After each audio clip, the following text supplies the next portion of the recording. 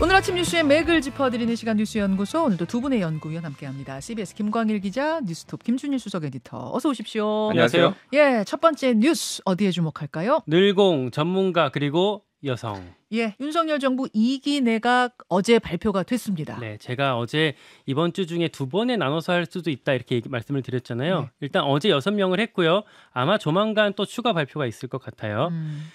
6명 인선은 일단 예측에서 크게 벗어나진 않았습니다. 누굽니까? 경제부총리의 최상목 경제수석, 그리고 국토부 장관의 박상우 전 LH 사장, 예. 중기부 장관의 오영주 외교부 2차관을 각각 후보자로 지명을 했어요. 말씀드린 3명은 모두 정통 관료 늘공 출신이고요.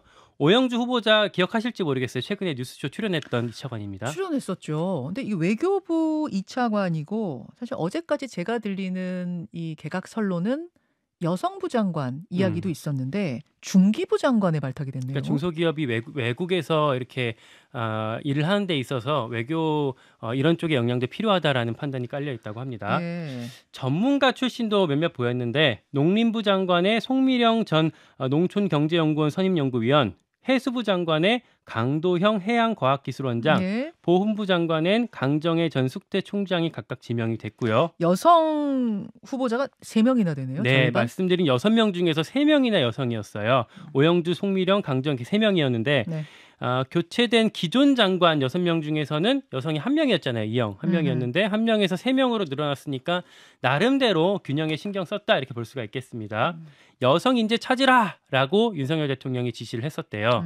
이거 포함해서 우리가 어제 말씀드렸던 서우남, 그러니까 서울대 50대 남성, 요거 좀 탈피하려고 노력한 흔적이 엿보입니다. 왜냐하면은 돌고 돌아 서우남일 거야. 이런 예측들이 많았거든요. 그러니까 아까 말씀드렸던 6명은 다 서울대, 고려대였는데 이번에는 뭐 인하대, 숙대 등등등 이렇게 뭐 계파가 좀 구분이 됐고요. 또 출신 지역도 이전보다는 배분이 많이 됐습니다. 예. 그래서 앞으로 과기부, 고용노동부, 산자부, 금융위, 방통위, 외교부, 국정원, 법무부 수장 줄줄이 교체가 예고되고 있습니다. 자, 일단 어제 개각에서 어떤 부분 주목하셨습니까? 김준일 에디터. 네, 일단 윤석열 대통령이 최근에 언론 보도를 보면은 여성 장관 늘려라 뭐 이런 지시를 했다라는 거고 그게 이제 반영된 것 같아요. 근데 이제 컨셉을 우리가 봐야 됩니다. 왜냐하면은 지금 이번에 바뀐 게 이제 6개 부처인데 이게 주로 이제 경제부처 중심으로 바뀌었단 말이에요.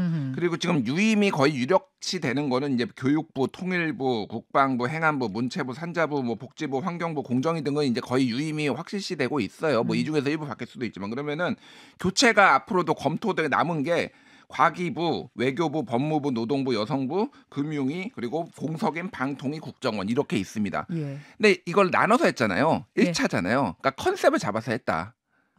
컨셉을 잡은 게 어떤 컨셉? 예, 여성 3명. 그러니까 여성을 뒷부분에 뭐 얼마나 다시 여성이 많이 들어갈지는 모르겠으나 일단은 여성을 절반 정도 채울 수 있게 딱 모양새를 이렇게 딱 만들었다라고 보는 게 맞을 것 같아요. 그래서 이제 전문성, 관료, 뭐 여성 이런 컨셉을 좀 잡은 것 같습니다. 그래서 이게 아까 얘기했듯이 이제 서우남이라고 불리우는 이제 좀 인사 편중이라든지 특정 이제 엘리트 중심으로 이게 아니라 좀 다양성을 좀 확보하려고 한다 이런 시그널들을 보여준 것이고. 그러네요. 지금 남성 여성 비율도 그렇고 출신 학교도 서울대, 고려대, 이대, 숙대, 인하대까지 전보다 훨씬 다양해졌어요. 그렇죠. 그러니까 이게 앞부분과 뒷부분을 좀 전략적으로 나눠가지고 지금 인사를 순차적으로 하겠다 이렇게 좀 보면 될 것 같아요. 근데 이제 뭐 크게 보면은 뭐 약간의 이제 전문성 논란도 있으나 방금 얘기했듯이 뭐 오영주 외교부 2차장 같은 경우에는 중소벤처기업부 갔는데 이게 이게 맞느냐 뭐 이런 것도 있고 지금 뭐 보훈부 장관 같은 경우에도 지금 경영학 강정혜 전 숙대 총장 이분은 이제 경영학자거든요. 네. 그럼 이제 뭐 6.25 참정용사 딸이니까 보훈 정책에 평소에 관심이 있었다라고 뭐 얘기는 하는데 정부에서 이게 얼마나 이제 전문성이 있었느냐 뭐 이런 얘기들이 있고 가장 무엇보다도 이제 언론 보도 오늘 이제 사설이나 이런 걸 보면은 뭐 노력은 했는데 정부가 노력은 했는데 이게 그러니까 정말로 국정 쇄신으로 국민들이 확 체감을 할 정도로의 이제 어떤 방향 전환이냐 예를 들면은 굉장히 뭐 거국 내각까지는 아니더라도 정말로 이제 어떤 요구들 국민들의 요구나 야당의 요구를 대폭 받아들인 인사냐 뭐 이런 얘기 이거까지는 조금 미치기 이제 어렵지 않겠냐 뭐 이런 전망들이 좀 나오고 있습니다. 그래서 이제 좀 더 이제 뒤에 후속으로 나오는 뭐 인사를 좀 봐야 될 것 같고 네. 어제 이재명 대표도 이렇게 최고위원회에서 장관 몇 사람도 중요하지만은 대통령의 마인드와 국정 기조가 바뀌어야 된다. 이렇게 좀 비판을 했어요. 그래서 좀 송곳 검증을 좀 예고하고 있는 상황입니다. 예.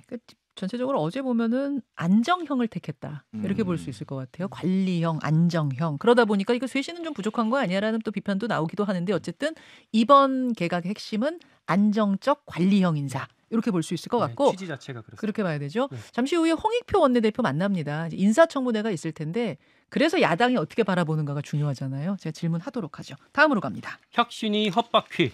자, 혁신이가 험지 출마 이 안건을 올리면서 의결해달라고 했는데 어제 이게 아예 뭐 안건으로 올라가지도 않았다면서요, 지도부에서. 그러니까 쓸데없이 신경전만 계속 벌이고 있는데요. 어제는 절차 문제 놓고 싸움을 벌였어요. 뭐냐면 말씀하신 것처럼 친윤 중진 지도부 험지 출마합시다라는 안건을 혁신위에서 의결하고 지도부에 그러니까 최고위에다가 올린다고 했었잖아요. 예. 근데 그 말이랑 다르게 어제 최고위가 열렸는데 최고위에서 뭐라고 했냐면 예. 혁신위에서 공식적으로 안건이 올라오지 않았습니다. 어떻게 된 거예요? 올렸다고 했는데. 그러니까 그래서 그러니까 혁신위 측의 입장을 확인해 봤더니 예. 혁신위에서는 아니 그게 아니고 우리가 당 사무처 쪽이랑 논의를 해봤는데 다른 안건이랑 다 묶어서 나중에 올리십시오라고 했다라는 거예요. 올리려고 했는데. 올리려고 했더니 기다려라. 다 한꺼번에 통합해서 올려라 그렇게 말을 했다. 네, 그러니까 결국 종합적으로 봤을 때 혁신위가 최후 통첩이라고 보냈던 걸 지도부가 좀 무시하는 분위기라고 좀 볼 수가 있겠습니다. 지도부 메시지가요. 기본적으로 이런 거는 혁신위 역할을 벗어난다. 공천, 뭐 출마 이런 거는 우리 최고위에도 권한이 없고 원래 공관위에서 하는 거다. 그러니까 우리 공관위한테 넘기겠다. 이런 입장이거든요. 이렇게 되면서 혁신위는 점점 더 뭐 뭘 하기가 어려워지고 힘을 잃게 되는 국면인 거고. 거기다가 이제 인유한 위원장이 그 공관위 위원장을 나를 주세요. 그러면 제가 혁신 마무리하겠습니다 했는데 그 얘기는 아예 무시되는 분위기죠. 아예 무시되고 뭐 사실 그건 약간 대부분이 좀 아연했던 분위기가 있었는데 아무튼 선천적으로 그 혁신이라는 게 지도부한테 좀 권한을 받아서 뭔가 일을 해야 되는 구조인 건데 지도부가 이렇게 권한을 주지 않는 상황이기 때문에 힘을 잃게 되는 거고 다만 어제 김근식 교수님도 얘기했지만 이런 흐름으로 가면은 전체 선거 구도가 안 좋아질 수밖에 없잖아요. 어제 뉴스닥에 출연했던 김근식 교수의 발언이 하루 종일 상당한 파장이 있었어요. 무슨 얘기를 김근식 교수님이 했냐면 김기현 대표님 불출마라는 그 한마디가 그렇게 하기가 어렵습니까? 어제 굉장히 단도직입적으로. 왜냐하면 특히 그게 수도권 민심에는 너무 안 좋거든요. 그러다 보니까 반발의 목소리가 김근식 교수님 외에도 좀 어제 이어졌는데 당장의 김병민 최고위원 여기 이제 광진갑인데 여기는 최고위 비공개 회의에서 아예 김기현 대표 면전에서 네. 혁신위가 오늘까지 답을 달라고 했는데 아무런 답을 이렇게 안 하는 게 최악이다. 김병민 최고위원이요? 네. 그러니까 김병민 최고위원 서울 출마고. 네. 그렇죠? 김근식 교수 서울 출마고. 예. 그러니까 서울을 지금 생각하고 있는 분들 입장에서는 지금 애가 타는 거네요. 이 민심의 흐름이. 한 명 더 종로 출마하겠다고 했던 하태경 의원도 예. 우리 당원들 사이에서도 김기현 지도부 저렇게 해서 선거 치를 수 있겠어? 이런 회의적인 시각이 굉장히 빠르게 확산하고 있다. 그러니까 뭐랄까 좀 지도부 그러니까 비대위 전환까지 좀 애둘러서 얘기하고 있는 그런 정도의 절박감을 수도권에서 얘기들을 하고 있습니다. 앞으로의 관전 포인트는 뭐예요? 그러니까 목요일이에요. 목요일 날 최고위랑 혁신이 둘 다 열리거든요. 근데 최고위에서 또 한 번 혁신안을 의결하지 않을 경우에 네. 혁신위가 아예 비대위로 갑시다라고 던질 가능성이 있습니다. 그렇게 할지 봐야 될 것 같고. 그러니까 인유한 위원장이 이대로 물러서지 않고 다음 카드를 또 던지느냐. 네. 또 던지면 그건 비대위 카드가 될 거다. 그렇죠. 그거를 아예 의결해 버릴 수도 있죠. 그리고 그럴 경우에 김기현 대표가 어떻게 반응할지 요거를 목요일 날 보셔야 될 것 같습니다. 야, 목요일이 굉장히 중요한 날이겠네요. 자, 김준일 에디터. 네. 돌아가는 상황 어떻게 보세요? 그러니까 지금 뭐 권력 투쟁 양상으로 지금 진행되고 있는 것 같아요. 그러니까 아까 앵커도 얘기했듯이 이게 이제 수도권 출마자와 영남 출마자들의 온도 차가 좀 극심해요. 너무 극심해요. 네. 그리고 이제 김기현 대표 체제에 대해서 조금 불만을 가지고 계신 분들이 좀 많고 이게 여기에 이제 윤심 뭐 눈치 보기 논란까지 있으면서 이게 좀 복잡하게 이제 진행이 되고 있는데. 인유한 혁신위원장이 어제 혁신위 회의를 하면서 이제 이렇게 얘기를 했다라고 합니다.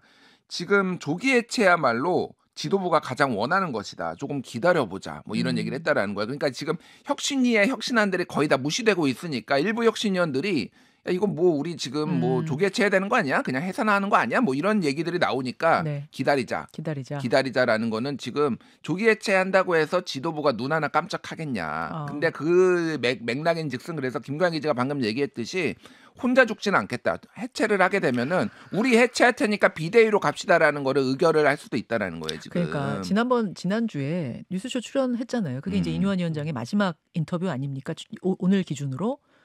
그때 제가 느꼈던 느낌은 40분 인터뷰에서 느꼈던 느낌은 내내 나 죽지 않았다.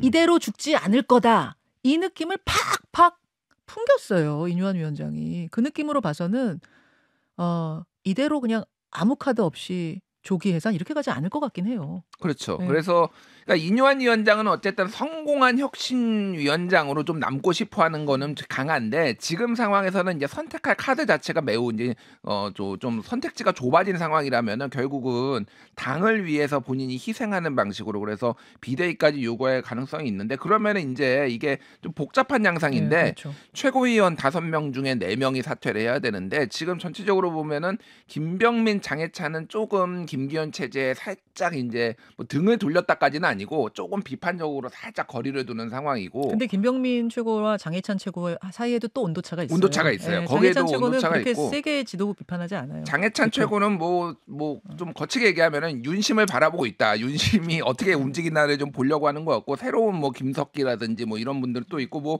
조수진 최고 같은 경우에도 지금 뭐 복잡하게 움직이고 있어요. 약간 그래서 이게 지금 어떻게 될지가 알 수가 없다. 권력 투쟁의 양상이 어떻게 될지가 알 수가 없어서 제가 지난번에 말씀드렸지만은 윤석열 대통령이 이게 좋은 거든 아니든 그거와 상관없이 어떤 식으로 지금 이 당 상황을 조금 바라보고 개입하려고 하느냐 이게 조금 관건이 될 것 같습니다. 예, 그리고 1호 인재들 영입 소식도 있었죠. 공식 발표는 아닌데 이미 보도로 뭐 확정적이 돼서 그 국민의힘의 1호 인재 이수정 교수 잠시 후에 2부에서 연결을 만나보겠습니다. 기대해 주시고요. 다음 순서로 가죠. 북한 해킹 조직에 털렸다. 이건 무슨 얘기입니까? 안다리엘이라고 북한 해킹 조직인데 우리나라 이곳저곳을 해킹한 정황이 포착이 됐습니다. 대상이 통신, 보안, IT 업계 국내 대기업 자회사가 있고요. 기술원, 뭐 연구소, 대학, 제약회사, 금융회사 그리고 방산업체까지 뚫렸대요. 북한의 해킹 조직이요? 네. 그래서 수십 곳을 해킹해서 주요 기술 자료를 다 빼돌렸다고 합니다. 레이저 대공무기 관련한 자료까지 다 갖고 갔다고 하는데 우리 경찰이랑 FBI가 공조 수사 중이고요. 예. 1.2TB 분량의 기술 자료 파일이 이미 탈취된 걸로 확인이 됐습니다. 아니 언제 이런 일이 벌어졌다는 거예요? 그러니까 최근에 이런 일이 벌어진 걸로 지금 수사 중이라고 합니다. 그럼 그 훨씬 전부터 네. 쭉 있었던 것을 최근에 발견해서 수사하고 있다 이 말씀인가요? 네, 그렇습니다. 그리고 여기에 랜섬웨어까지 같이 유포를 했어요. 네. 그래서 시스템 복구 명목으로 해서 5억 원 가까이 되는 비트코인을 받았고요. 이 돈은 북한으로 보내진 걸로 추정이 되고 있어요. 또 하나, 요거는 어디 발표된 건 아니고 저희 CBS 법조팀의 단독 보도인데 네. 라자루스라고 북한 정찰총국 산하의 해킹 그룹이 있거든요. 네. 뭐 가상화폐 거래소 해킹해서 미사일 뭐 만들고 하는 그런 데인데 여기서 우리 사법부 전산망을 해킹한 사실이 뒤늦게 드러났습니다. 라자루스가 작년 연말부터 올해 1월까지 무려 335GB 이상의 정보를 빼간 것으로 파악이 됐고 예. 특히 공격 대상으로는 국내에서 가장 큰 법원, 서울중앙지방법원 서버도 다수 포함이 됐대요. 법원 서버를요? 네. 그래서 그 안에 있는 판결문, 소장, 답변서, 준비서면 이런 개인정보 다 들어있는 민감한 서류까지 다 유출됐을 가능성이 높은 상황입니다. 이야, 이게 무슨 일입니까? 지금 그러니까 언제부터 언제까지 해킹이 벌어졌는지 지금 정확하게 안 나오고 발표는 안 됐어요? 라자루스 같은 경우에는 연말부터 올해 1월까지. 안다리엘은요? 안다니엘은 정확하게 안 나와 있는 것 정확하게 같습니다. 안 나와 있고 다만 이제 최근에 알게 됐다 이런 거죠. 예. 보통 일은 아니네요. 예, 오늘부터 이틀 동안 이제 조희대 대법원장 후보자 인사청문회가 있어요. 네. 그래서 요 문제가 지금 국회에서 심도 깊게 좀 논의될 것 같습니다. 근데 일단 비밀번호가 뭐 이런 거였다라는 거예요. 123 QWE. 그럼 자판의 이제 왼쪽에 위부터 QWE거든요. 123은 그 위에 있고요. 그러니까 정말 성의 없게 지었네요, 비밀번호. 이런 거를 최대 6년까지 바꾸지 않고 이게 보통 한 6개월마다 이제 뭐 바꾸는 걸 권장하거든요. 3개월이나 6개월마다. 근데 이런 식으로 이제 허술하게 좀 운영이 됐다라는 거고.